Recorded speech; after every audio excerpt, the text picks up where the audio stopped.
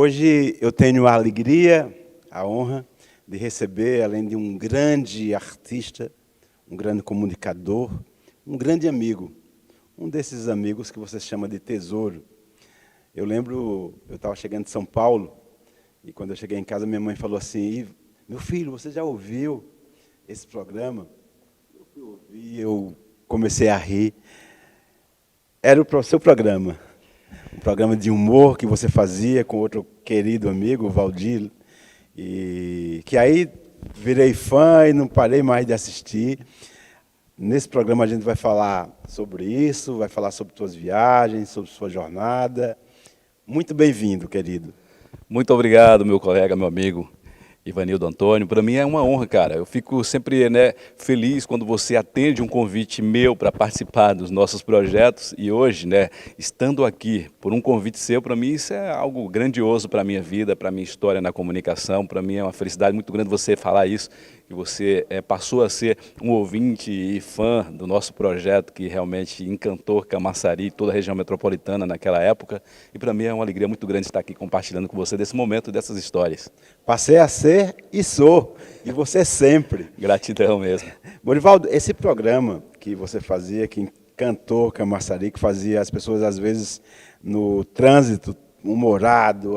Camaçari hoje é uma cidade com mais de 300 mil habitantes, então vocês imaginam o trânsito dessa cidade aqui, 17 horas, que era quando começava o seu programa. E as pessoas, às vezes, super irritadas no trânsito, enfim, voltando de casa às vezes, e eu conheci inclusive motorista de ônibus, que ligava, era muito ligava para poder as pessoas ouvirem. Como é que você teve essa ideia de fazer esse programa? Olha, eu fazia um programa à tarde, chamava o Super Tarde Show, que era Morivaldo normal, fazia um programa musical, tocava as músicas do momento, mas me veio assim, que o programa estava 4 horas de programa, era a mesma coisa, me veio a ideia de fazer algo diferente. E como no meu cotidiano, no dia a dia, eu gostava de brincar, de imitar as pessoas, eu comecei imitando o Silvio Santos, imitava, que no tempo tinha um programa lá no interior, que hoje o cara está na internet também bombando, que era o Moção, e eu comecei a fazer voz do Moção. Aí depois também tinha um Tom Cavalcante, que ele tinha um personagem, parece que eu esqueci o nome dele agora, faz muito tempo que eu não ouvi esse personagem, Seu Venâncio. E aí me veio a ideia de criar um personagem com a voz de um velho, de um senhor de 99 anos, porém um senhor que era bruto, era ignorante mesmo, mas de uma forma engraçada. E aí me veio a ideia, que nome que eu vou dar? Tem que ser um nome engraçado. Aí eu digo, vou dar o nome de Seu Libório. Que Seu Libório é um nome bem, bem diferente. E depois até encontrei nomes de Libório no Orkut na época. Eu falei, olha, existe, cara, esse nome. E até depois também encontrei no Facebook e ainda existe, Libórios. Então me veio a ideia de fazer Libório. Comecei fazendo sozinho e aí parei por um tempo. Aí o pessoal incentivando, mas não pode parar, Seu Libório está fazendo eco na cidade, o pessoal vai para a faculdade ouvindo dentro do ônibus. Ouvintes que ligavam, Ivan, e dizia assim, Seu Libório, o pessoal está pensando que eu sou louco aqui no trânsito. Eu estou aqui no sinal parado aqui, me acabando de rir dentro do carro sozinho, o pessoal está olhando para mim dizendo, porque eu estou rindo de tudo que o senhor fala, e o pessoal me tratava como um senhor mesmo. Já teve um momento já de ouvintes ir lá até a rádio, isso na Lida FM, e quando chegava lá que olhava para mim e eu fazia a voz, se ajoelhava, meu Deus, eu não acredito, é você? E aconteceu um fato muito interessante uma vez, Ivan. O porteiro, ele disse para mim, cara, eu conheço aqui todos os locutores aqui da rádio, todas as pessoas que trabalham aqui na empresa, eu já estou aqui há meses e eu não conheço o Seu Libório. Por onde é que ele entra aqui na rádio? Por onde é que ele vai? Eu falei, você nunca viu? Ele passa de jegue por aqui direto, rapaz, você nunca viu? Ele, não, mentira, ele não passa por aqui não. Aí tinha um vidro, que era um pouco escuro, aí um dia ele estava lá no vidro, lá olhando, ele, eu não acredito, é você. Não, um personagem então, tinha essa fantástico. magia, cara. E eu lembro que a gente tem, tanto você quanto eu, enfim, uma vida super agitada, e às vezes a gente tem que fazer reuniões no carro, A equipe, colocava a equipe dentro do carro e ia para outro compromisso, enquanto uma hora e meia daqui para Salvador, a gente ia reunir. Mas quando era 17 horas, eu falei, não tem reunião. Fazia eco, cara, fazia eco aqui na cidade, na região. Eu vou pedir agora para você fazer algum desses personagens, a voz pelo menos de um desses personagens que você fazia. A gente está falando de Seu Libório, vamos então, Seu Libório, vamos Seu Libório ressuscitar maravilhoso. aqui Seu Libório, porque inclusive em breve tem um novo projeto, né? Tem até o canal do Seu Libório, que é fazer um Seu Libório político aí, mas vai ser um político diferenciado. Tá. Então, meu querido Ivanildo, deixa eu falar uma coisa para você. Eu não gosto dessas coisas de ficar, rapaz, prometendo coisas aos outros. Pessoal, na hora que está precisando do voto, o caba promete o mundo e o fundo. Depois que o caba ganha, menino, o caba troca de celular, o caba troca de endereço, troca até de nome, sumiu. Ninguém vê mais a cara do camarada. Esse negócio é coisa de moleque. Eu não gosto disso, não. Seu Libório, você tem um amigo, que também é meu amigo, que também é outro humorista, que ama a cultura, que é o Valdir Rios. Eu queria que você falasse um pouco, seu Libório, desse seu amigo de bancada, que você conversava com ele e às vezes brigavam, enfim, como que era? Valdir, eu batizei ele. Isso foi em 2008. Teve aquela crise, né, no país. Sim. Que até teve um político que era uma marolinha, mas o negócio apertou. E aí, Valdir, um grande empresário aqui em Camaçari, patrocinava o Mistura do Forró. Aí eu sempre conversando com ele, ia almoçar lá de graça no Tambor Lascado, né? Na parceria. Aí o negócio estava difícil, aí eu também me aposentei. E aí relaxei, digo, não vou fazer programa mais não. Vou ficar aqui deitado na rede do Tambor Lascado, esperar a hora de bater o rango e depois vou para casa. E aí ele me chamou para a gente fazer um programa junto. E aí a gente se juntou, e aí eu batizei ele como Severino Preguiça. E aí ele, se ele bora Severino Preguiça, o cara é um parceiro maravilhoso, e foi um casamento que deu certo, que aí foi que o programa ficou estourado aqui em toda a região. Valdir, um grande abraço para você, você é um tesouro nosso, um grande patrimônio aqui da cidade também, patrimônio da cultura, patrimônio do meio ambiente. Gratidão aí pela sua amizade e por tudo que você faz, continua fazendo por essa cidade. Interessante, Ivan, me permita, desculpa te cortar Claro. aí, mas esse foi um período muito difícil. E Valdir estava passando por um momento complicado em termos da sua empresa, né? Estava uma decadência o país. E uma vez ele conversou comigo emocionado. Ele falou que aquele programa foi que deu vida a ele novamente. Resgatou ele, que ele estava já iniciando um início de depressão.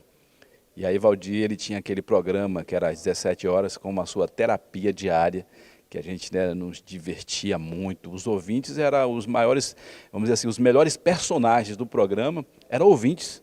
Né? Tinha ouvintes lá que era certo, se não tivesse a ligação de João do Portão, né? Tem aqui uma amiga da feira aí que ela não perdia um dia o programa, né? Tinha o pessoal do Parque das Mangabas. Era muita gente, cara, que ligava para a gente falando que esperava ansioso para aquele momento, para o final da tarde, para acompanhar o programa. Então, esse programa, ele tem uma história muito linda, inclusive com o João do Portão. Ele é um senhor já aposentado, ele trabalhou na reconstrução do Bagdá. E ele falava João do Portão porque ele morava no Encontro, acho que é Encontro das Águas, alguma coisa ali em Lauro de Freitas, mas ele não queria identificar o endereço dele. Um senhor já bem de vida, e ele disse que um dia a funcionária dele, né, estava lá na cozinha dando risada sozinha, se acabando de rir, ela não parava, não se controlava, disse que chorava de rir, ele lá deitado na rede sem entender o que estava acontecendo ali.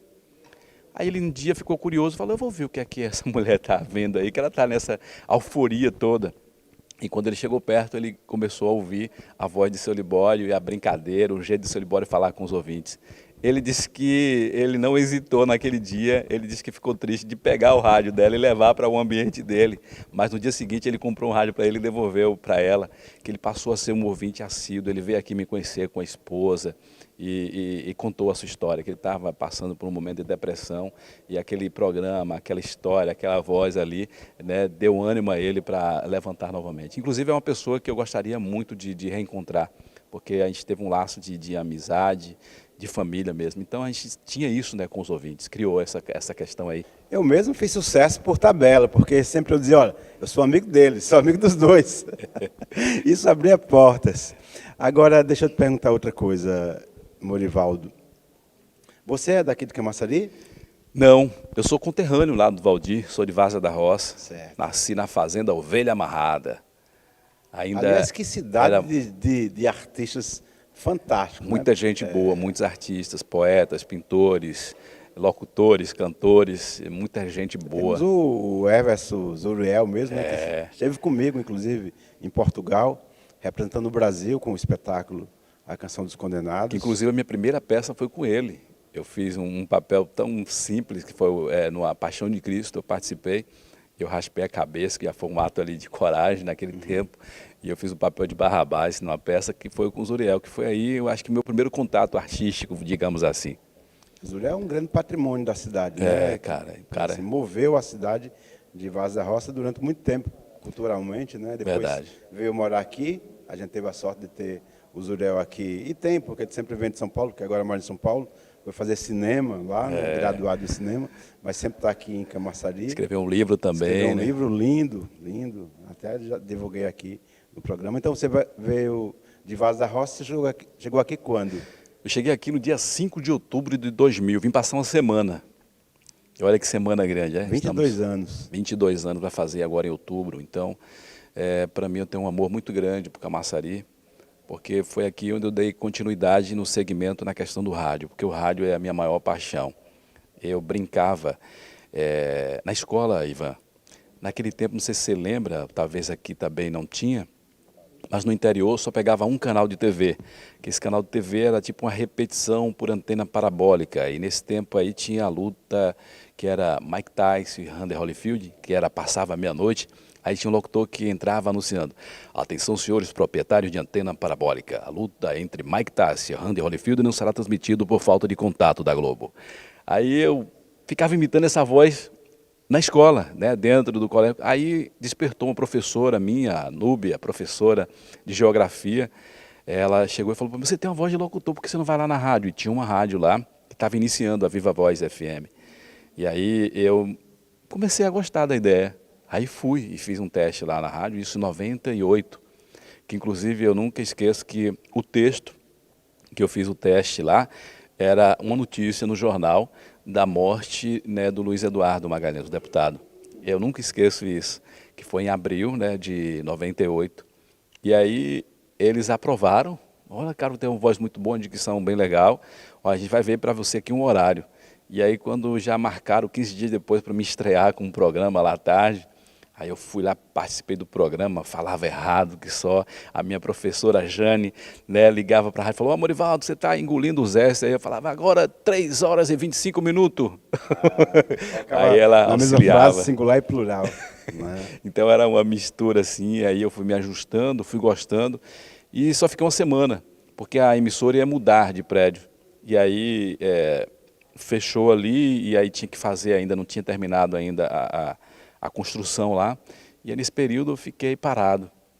Aí me veio a oportunidade, uma pessoa me convidou para trabalhar em um carro de som, em uma equipe de bingo de carros e motos. E aí eu não hesitei, aceitei, e aí mesmo peguei o teste, decorava, e aí passei a ser locutor de carro de som, que isso me aprimorou muito mais ainda a questão da entonação, da vocal, e aí veio a paixão mesmo, digo, é isso que eu quero fazer.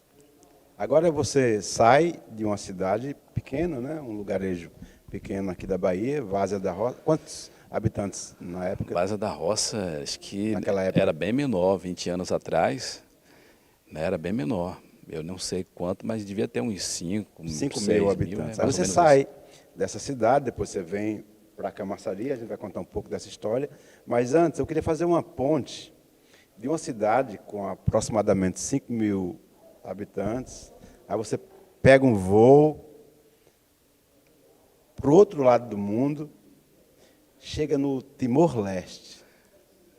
Que filme passou na sua cabeça durante esse voo? Várzea da Roça, o outro lado do mundo, Timor-Leste. Cara, foi um filme longo, viu? Porque são 30 horas de voos, direto, fora as escalas, né? Você passa em Dubai? 2 horas daqui para São Paulo, 15 horas de São Paulo a Dubai, mais 11 horas de Dubai até Bali, na Indonésia, e mais 2 horas da Indonésia, lá de Bali, até a ilha de Timor. Cara, na verdade, antes de ir para Timor, eu já estava vivendo o Timor. pela questão da internet, pelos livros, eu comecei a estudar, quando me veio o convite, eu comecei a estudar aquele país.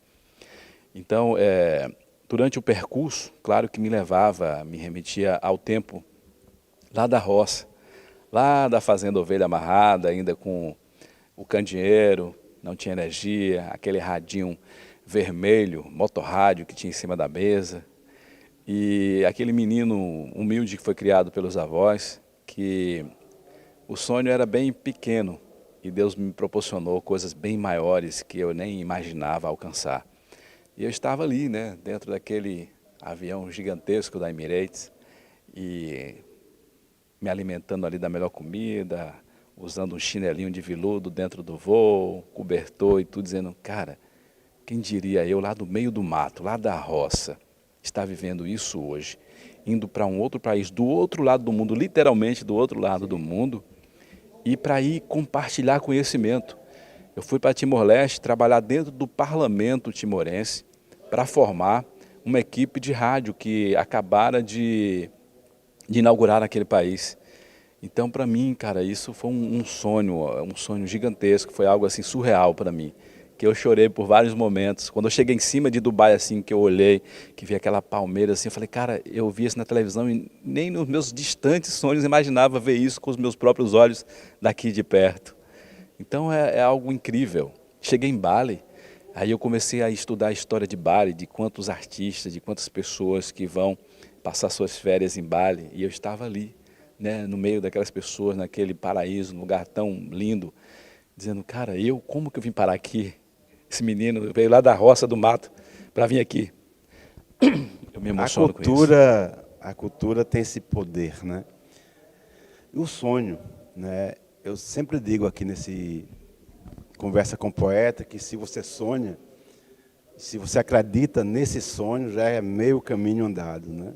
Me fala um pouco sobre, obviamente que é uma cultura totalmente diferente da cultura brasileira. Quais os maiores estranhamentos que você teve chegando lá? Olha, a comida de lá é totalmente diferente. Primeiro porque eles comem muita pimenta, apesar que o baiano, né, come muita pimenta. Inclusive, alguns amigos brasileiros lá que eu encontrava diziam, você não é baiano não? Sim. Falei, sou sim, mas eu não gosto da pimenta, nunca gostei de pimenta. E o asiático, na verdade, em si, né, ele é um povo fechado. Ele é um povo meio que, vamos dizer assim, desconfiado. Mas depois que ele ganha a tua confiança, depois que ele te conhece, eles viram irmãos.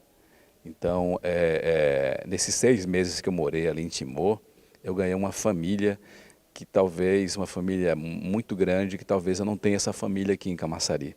De 22 anos que eu tenho em Camaçari, talvez eu não tenha em termos de quantidade, de qualidade, nesses 6 meses que eu vivi em Timor-Leste. Então, o que foi mais assim, impactante para mim foi a questão da comida, da pimenta, do catupa.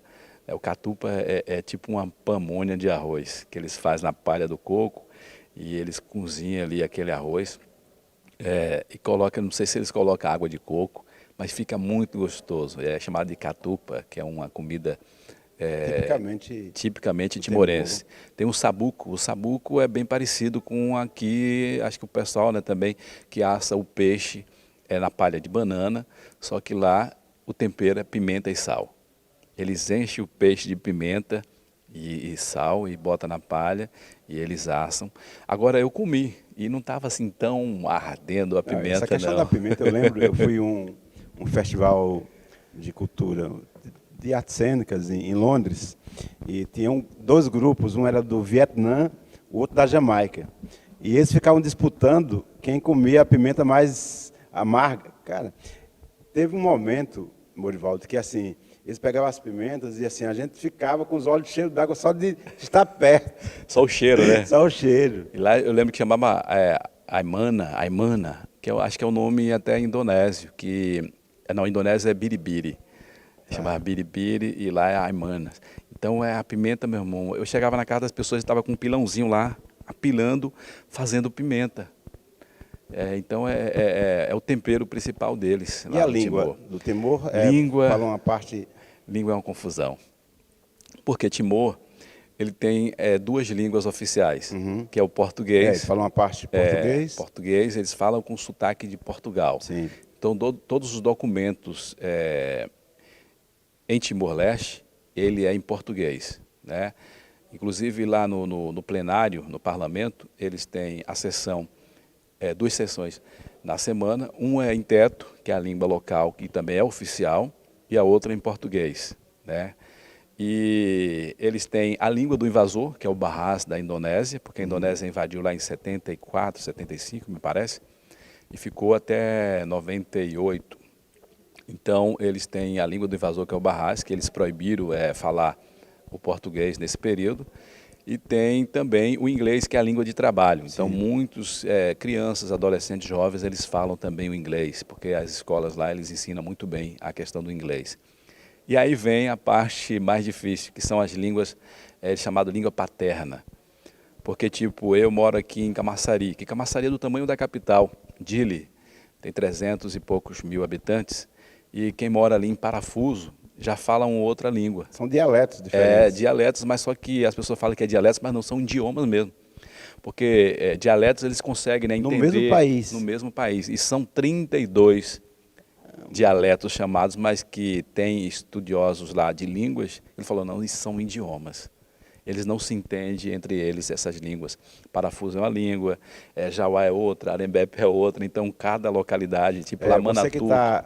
Você que está nos assistindo, desculpa te Não, fica à vontade. interromper, que não é aqui de Camaçari, Jauá, Arembepe, Parafuso, são distritos aqui de Camaçari, que eu sempre falo, venham, vocês que moram na Europa, nos Estados Unidos, no Japão, onde nos assiste agora, venham conhecer Camaçari. Camaçari é uma cidade linda, são 42 quilômetros de orla, não é? Nós temos aqui uma zona rural fantástica, aqui na cidade centro, nós temos aqui esse Teatro da Cidade do Saber, que é um dos mais importantes teatros brasileiros, né? Na Bahia, a gente só fica atrás do Teatro Castro Alves, né? Então, venham conhecer, sobretudo, a cultura de Camaçari, né? Nós temos também uma área aqui que é de polo petroquímico, né? Com um pool de grandes multinacionais. E esses distritos que ele fala é aqui da nossa cidade. Então, lá são idiomas diferentes dentro do mesmo país. Isso, lá ele chama de sítios, né? Não, lá no Embalcal, Isame, Manatuto. Eu visitei o país lá, talvez 80% do país por inteiro. Eu comprei uma moto logo na semana que eu cheguei lá, e aí eu fiz boas amizades com timorenses que estudaram no Brasil. Por quê? Eles falavam português e estavam estagiando dentro do parlamento.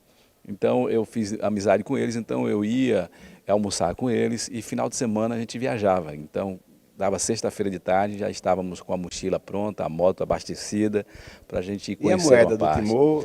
É o dólar americano. Ah, o dólar americano. O dólar americano, foi instituído lá o dólar americano. Tá. E você falou sobre, voltando aqui à sua pergunta, sobre a questão do choque cultural do timorense com o brasileiro, eles têm um amor muito grande pelo brasileiro, porque foi o brasileiro, né, que ajudou eles na questão da primeira eleição, após a saída do invasor, que tem uma história muito linda com o Sérgio Vieira de Mello, Sim, que infelizmente, né, aconteceu aquela tragédia, Sim. que ele morreu lá no ataque em Bagdá. E ele que foi que ajudou e comprou a briga para acontecer as eleições lá em 2002. Então ele teve um tempo, inclusive teve até um filme aí, né? Um documentário, né? Um documentário na Netflix, Sim. que passou a história, que passa um pouco dele lá correndo na orla de Timor-Leste, que eu não perdia, nem piscava o olho assistindo aquele documentário ali. Hoje você é amigo de embaixadores, de cônsul. O embaixador Aldemo, ele está hoje como... Ele hoje não está como embaixador, ele está como cônsul, né, em Hamamatsu, no Japão. E a gente mantém contato o tempo todo. Porque lá com ele eu conheci grandes nomes da política, grandes nomes vamos dizer assim, da revolução timorense, como ex-presidente. Inclusive agora foi eleito o presidente, é um ex É Nobel, não é? Ele é Nobel da É Paz. Nobel da Paz. Nobel da Paz, né? O doutor Luiz Ramos não, o Horta. Nobel, É né? Nobel, O Nobel né? é sempre. Sempre. E ele que foi um cara que estudou fora, né? Estudou em Portugal, estudou em Paris, e ele que levava Timor-Leste para esses países, ele que expandiu Timor-Leste para a nação. E nesse período de invasão, ele estava o tempo todo, né, com os contatos, as conexões, para que o mundo voltasse os olhos para o Timor-Leste. Então ele foi uma pessoa assim que tem, né, o povo lá chama ele de vô, né, o vô Ramos Horta. Então ele tem um carinho do povo. E tem outra figura também lá que é muito, vamos dizer assim, que o povo tem um amor muito grande, que já foi presidente também, está sempre inserido na política, que é um militar, foi preso nesse período aí. Ele foi refugiado nas montanhas lá, que é ex-presidente, que é o Xanana Gusmão. Se você pesquisar em Xanana Gusmão, você vai ver que é uma figura conhecida no mundo inteiro, participou de muitas reuniões aí nas Nações Unidas, e então um cara que tem um nome muito grande, e é um cara populista, bem simples lá, quando tem de enchente ele vai estar no meio da rua lá, eu encontrei com ele em uma loja lá que fui colocar crédito no celular, tirei uma foto com ele, conversei com ele, brasileiro, brasileiro, e ele ama muito os brasileiros. Você tem também um programa de TV aqui em Camaçari. Eu queria que falasse um pouco sobre o seu programa, como é que você teve essa ideia de transitar entre a rádio, depois a TV. Olha, o que me levou para o Timor-Leste foi a comunicação, em especial o rádio, né? Eu fui para lá para uma missão, juntamente com a ABC, que é a Agência Brasileira de Cooperação, e o rádio está sempre, né, na minha vida, na minha história. E aí, quando eu voltei do Timor, em dezembro de 2019, eu estava já preparado para ir embora, né, no início de 2020, em fevereiro. E aí que estourou a notícia da questão da pandemia lá na China e que estava chegando aqui no Brasil, tanto que foi, né, cancelar o Carnaval 2020, e aí foi aquela situação toda e começou a questão dos lockdown, fechando tudo. E eu tinha, né, e tenho ainda, uma produtora, a M-Voz Produções, que a gente fazia trabalhos de lives antes, que era o Love Live, com cantores evangélicos, a gente tinha programas lá, pessoas que gravavam clipes, tudo mais. Aí a gente ficou tudo parado, né? E meu plano de voltar para o Timor foi frustrado, porque lá é um país pequeno e com isso fechou tudo. Os voos comerciais foram cancelados e começou o lockdown lá, e aí não teve mais como eu voltar para lá. Aí eu olhei para os equipamentos e vi que estava num grande momento essa questão do podcast. Acompanhava aí nos canais, eu digo, eu sei fazer, eu tenho como fazer, vou montar o meu podcast. E aí criamos o Falando Sério Podcast, que eu digo, eu vou entrevistar pessoas, tanto conhecidas como também não conhecidas, políticos, artistas, pessoas anônimas, empresários. Eu lembro que você entrevistou uma menina que cuidava de um sapo, né? Que foi super interessante aquela o sapo entrevista. Joe. O sapo Joe. Ela depois descobriu que o Joe não era um sapo, era uma sapa. Muito legal aquela entrevista. Está no YouTube, não é? Está no YouTube. A mãe dela, né, foi a Júlia, parece. A mãe sempre participa dos programas, ela está sempre dando feedback lá. Que foi o início ali, na verdade, né, que você foi um dos primeiros convidados. Sim, com muita honra. Né, entrevistei naquele dia, né, a gente fazia com 3 pessoas, que teve um grande amigo, que é o Pedro, defensor público, que eu conheci lá no Timor, que participou com a gente, e você foi um dos primeiros convidados que está registrado, está lá em nosso canal, que você até voltou novamente depois lá, a gente bateu um papo, porque o podcast hoje, né, ele deu essa liberdade da gente conversar, bater um papo normal com as pessoas, né, no dia a dia, contando história. Então isso me levou à ideia de criar esse podcast Falando Sério, e estamos aí de segunda a quinta-feira, né, conhecendo pessoas, suas histórias, seus envolvimentos, Falando Sério Podcast. Além desse grande comunicador que você também é muito generoso. Eu tenho acompanhado sempre que posta o programa e você tem entrevistado, como você disse, além de figuras mais notórias, né, no sentido da visibilidade, mas também pessoas que você não conhece, que a cidade não conhece, enfim. Você tem entrevistado também uma série de artistas aqui da cidade, né? Quais são os artistas que você, aqui de Camaçari, que você mais admira, que você acha que estão prontos para o mercado, enfim? Quem são esses artistas? Vamos falar um pouquinho sobre essas pérolas nossas aqui. Eu tô aqui, né, com o pai dos artistas aqui em Camaçari já, né, que você não adianta nem falar Imagina. disso aqui agora, mas o cara falar em cultura e em arte, esse é um grande mestre. Mas aqui tem muitos nomes, né? Eu tive a honra ali de bater um papo e eles contaram a história da sua vida artística com Sil Figueiredo, cara preparadíssimo, né? Aqui eu já conversei também com o DJ, nosso amigo Máximo, Máximo, que é um fantástico. cara Inclusive está sensacional, convidado para vir para o meu programa. porque ele é um grande artista que se preocupa com os seus amigos também, com Sim. seus pares que são Ele artistas. o Máximo ele é um artista, né? Um ser de rede, né? De agregar, né? Teve lá conosco também o Tandera, que é uma Tandera, que é grande outro história, fantástico. né? O Guima, que já trabalhou aqui também nessa casa aqui também, que tem história. São questão de três, DJ. né? Três DJs assim que fazem a história dessa cidade nesse segmento, né? E Ed Shot, cara, Ed Shot, bati um papo com ele lá, ele contando a história dele, a dificuldade que ele enfrentou nesse período também de pandemia, que é um artista completo aí também no cenário do forró. Sim. O cara é um profissional sensacional, um grande artista, viu? Que os palcos... Tá pronto para o mundo, né? O cara tá pronto aí Uma para vez enfrentar conversando com o qualquer Del Feliz público. sobre Headshot, e até Del Feliz falou, olha, na próxima oportunidade que tivermos, vamos levar o Headshot para o Forrolondo, que é um grande festival de forró que tem em Londres, e está aí, tá no radar. Olha aí, merece, viu? Merecido. Sem falar em Regi FX, que é um grande guerreiro. Teve aqui, Regi, amigo, parceiro. Teve lá no início e voltou agora, né? Que ele fez aí um evento solidário também, que infelizmente eu não pude ir lá participar e dar um abraço. Com o que aconteceu com a tragédia, o carro, né, pegou fogo, ele perdeu alguns instrumentos. E é um cara sensacional, tem uma história muito linda. Ele era músico apenas e depois passou também a cantar, a compor. E hoje ele também é um grande artista completo aqui em Camaçari.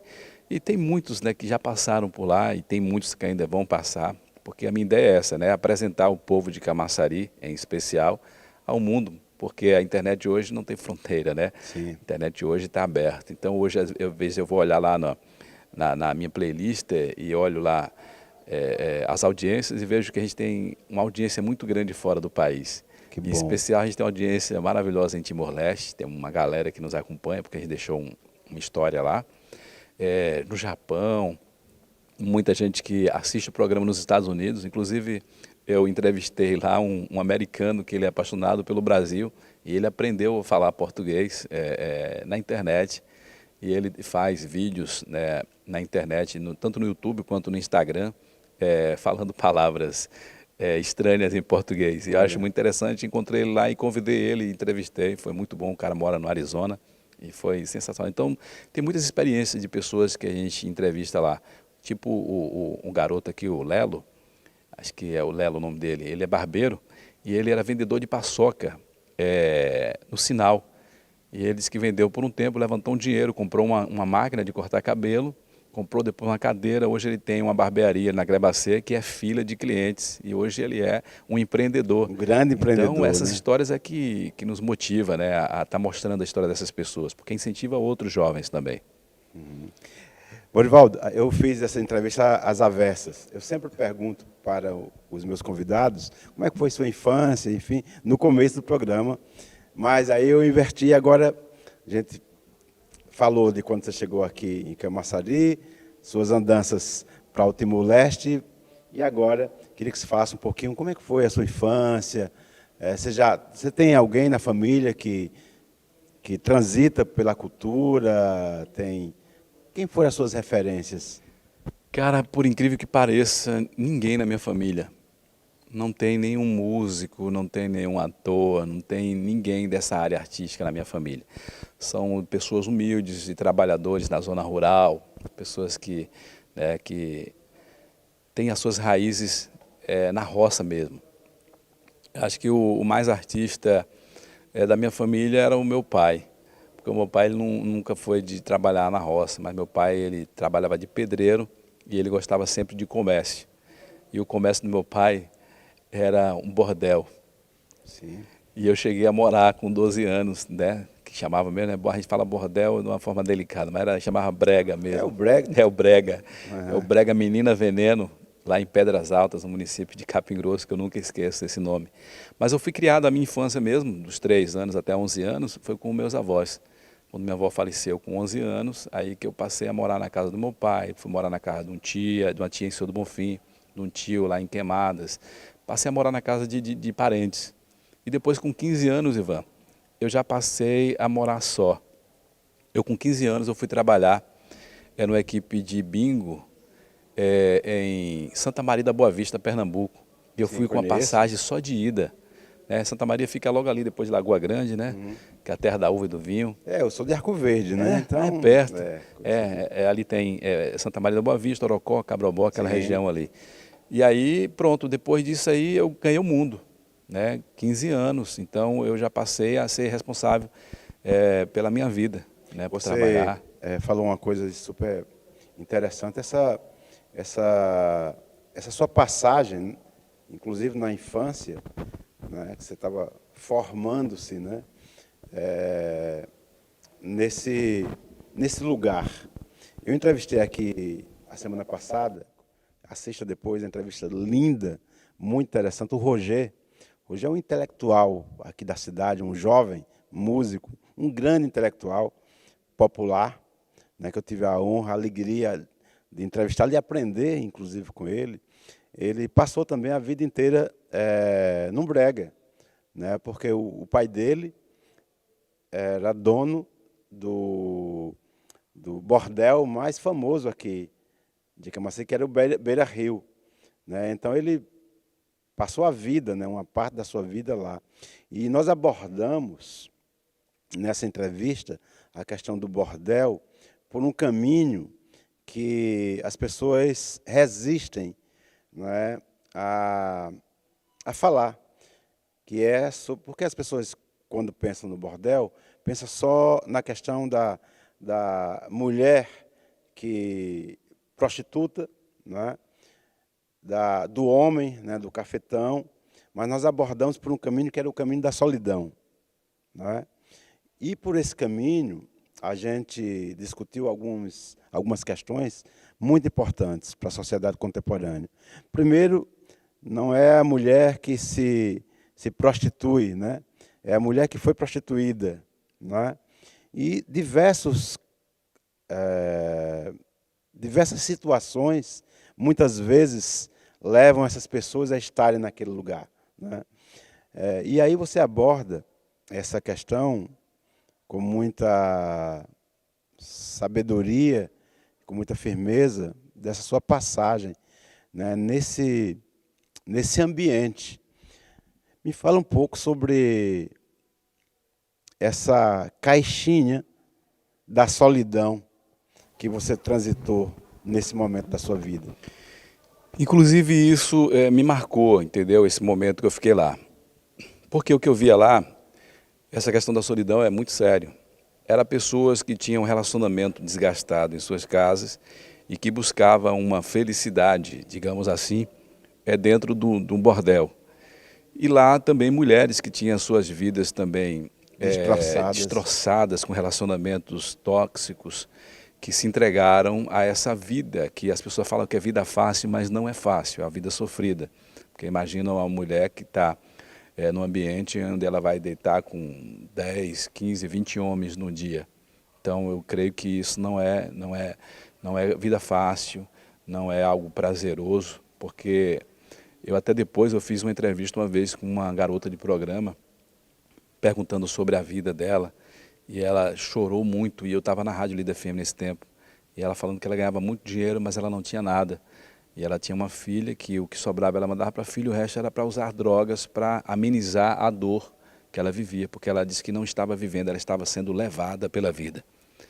Então era um ambiente muito desgastante, muito pesado, muito triste. Apesar de que muitos iam para lá para se alegrar, para ser feliz, mas eu via tristeza nessas pessoas. Tinha pai de família que trabalhava o mês inteiro e chegava lá e ficava 3, 4 dias, só ia embora depois que acabava todo o dinheiro, e muitas vezes, se tinha algum bem, alguma coisa, até vendia para permanecer lá. Então é um ambiente muito, muito decadente, viu, Ivan? É tanto que depois eu cresci sem gostar de ter contato em bares, nesses ambientes. Eu nunca gostei de estar presente nesses ambientes, apesar que eu passei a minha juventude em muitas farras, em muitos relacionamentos, mas eu não gostava desse ambiente. E então acho que isso criou uma barreira em mim, porque eu via essa tristeza nas pessoas que estavam ali querendo, né, afogar um problema. E aí saía lá com um problema triplicado. O Roger também ele abordou uma questão que eu achei também muito interessante. A gente falou sobre Deus, falou sobre religiosidade, né, e falamos sobre milagres, né? Inclusive os milagres que aconteciam nesses ambientes, né? Porque Deus ele está presente, em especial nos lugares da tristeza, né? Das pessoas que se sentem totalmente perdidas, né? E ele me contava a história de mulheres que chegavam homens, inclusive empresários, e se apaixonavam por essas mulheres, né? Muitos que casaram, né? Não, e casaram, né, com essas mulheres. Então, que a gente começou a refletir sobre a questão do, às vezes, né, você está num momento, né, de muita tristeza e você se vê sem saída e acontecem esses milagres, né? Então, por isso, eu queria te pedir permissão, Morivaldo, para dizer que, e também aqui a todos vocês que estão assistindo, para dizer que você que está agora nos assistindo, que às vezes está triste, né, está num lugar, num momento que você acha que não tem saída, né, que você acha que desse lugar você não vai ter força mais para sair. Então, levante-se, avante. A vida é feita de valentia, né? E esse é o seu momento de levantar, erguer a cabeça e seguir em frente. Há saídas. É tanto que você falando sobre isso, sobre Deus, sobre milagre, né? A palavra diz que onde abundou o pecado, superabundou a graça. Está falando de pessoas, talvez uma pessoa viveu uma vida de tristeza, de pecado, de orgias, de coisas que não agradam a Deus, mas veio um entendimento, veio um arrependimento, e aí a pessoa vive na graça, né? Então, onde abundou o pecado, superabundou a graça e a transformação, que há o milagre. O milagre é o que? A transformação. Né? Então, e eu sou esse milagre, viva. Porque, como eu falei, eu não gostava desses ambientes, mas eu vivi um tempo meio de rebeldia, né, de relacionamentos complicados, e eu era o culpado de tudo isso. E talvez era carregado por esse convívio, por tudo isso que eu vivi. Mas depois eu tive um start, que eu comecei a ler um livro que é um conjunto de livros chamado Bíblia, que me transformou, porque eu conheci um homem a qual ele foi injustiçado e por apenas amar a humanidade. E eu passei a ver aquele homem como um amigo que foi criado comigo lá na roça, lá no interior, que cresceu junto comigo, e ele estava sendo injustiçado, e eu estava do lado, e eu não defendia, eu não fiz nada. E eu comecei a ver isso dentro do estúdio da rádio. Eu trabalhava na 106, ali em Dias Dávila. Eu tinha acabado de comprar esse livro, que é a Bíblia Sagrada, estava ali no livro de Mateus, no Evangelho de Mateus, e eu comecei a conhecer esse homem. Dizer, mas como pode um homem tão bom, um homem que está trazendo aí paz, palavras tão maravilhosas, curando pessoas, e ele foi assim tão injustiçado, humilhado e levado até a morte. Isso me deu uma dor tão grande no coração. Falei, como eu sou egoísta, como eu sou cruel, como eu sou mau, porque eu pensava comigo, eu fazia pessoas sofrer e dizia, que nada, é assim mesmo, eu sou bom. Eu não matei, não roubei, não faço mal para ninguém, não. Achava que eu não fazia, mas eu fazia muito mal. Porque a gente, querendo ou não, a gente mexia com sentimentos. E aí, quando eu conheci esse homem, a minha vida transformou. Houve uma transformação. Eu queria dizer que o Conversa com o Poeta, ao te receber, também é um milagre para a gente. Eu estou muito feliz. Não poderia terminar o programa com esse momento, né? Que estamos falando sobre esse, né? Esse sim foi, e sempre será grande, né? Jesus Cristo. Então, queria te agradecer, meu querido amigo, um dos artistas, uma das pessoas da cultura que eu mais respeito aqui na cidade. Foi uma honra te entrevistar, uma alegria, e queria deixar as palavras finais contigo. Gratidão, cara. Só tenho a te agradecer por esse convite. Para mim isso é importante, né? Ficar registrado isso, essa participação, porque acho que foi a primeira vez que eu fui entrevistado de tantas centenas de pessoas que eu já entrevistei, a primeira vez que eu estou participando aqui do outro lado. E para mim é interessante, né, falar isso. E eu só tenho a agradecer a você, te incentivar que você permaneça, né, defendendo o que você acredita, se posicionando naquilo que você investiu, a tua vida, o teu tempo, o teu, vamos dizer assim, o teu aprendiz, né, que você está em você isso, e você cada vez mais adquire esse conhecimento. E o mais interessante de tudo isso é o compartilhar, porque você compartilha esse conhecimento com as pessoas. Isso é o que é mais importante, porque você se encher de conhecimento, você não vai levar nada em lugar algum se você não compartilhar com as pessoas. Vai para o túmulo e aquilo ali acabou. Mas quando você compartilha, você deixa um legado. E você tem deixado esse legado, e esse legado que eu quero deixar para as novas gerações, para os meus filhos, para os amigos que estão chegando, né, na comunicação, na arte em si. E eu quero deixar aqui uma palavra, como falei que houve um milagre, eu conheci esse homem é Jesus. E Paulo, ele deixa escrito na palavra que diz: agora pois permanece a fé, a esperança e o amor, porém o maior dos três é o amor. Então você tem que ter fé para resistir, para, né, ganhar e vencer na resiliência, nos momentos de dificuldades. Você deve manter a esperança jamais deve morrer. As pessoas aí fora dizem, né, que a esperança é a última que morre. E eu costumo dizer que a minha esperança morreu, mas ao terceiro dia ressuscitou. Então a minha esperança está viva e vive eternamente. E o amor, sem um amor, cara, não adianta nada. Tudo que você venha fazer é perdido, vai escorregar pelas suas mãos e acabar. Então o amor é o primordial de tudo. Por isso que eu quero deixar essa mensagem e te agradecer por esse momento de privilégio aqui contigo. 2 palavras para terminar a Conversa com o Poeta de hoje: amor e gratidão. Conversa com o Poeta chega ao fim. Até o outro episódio. Beijo no coração.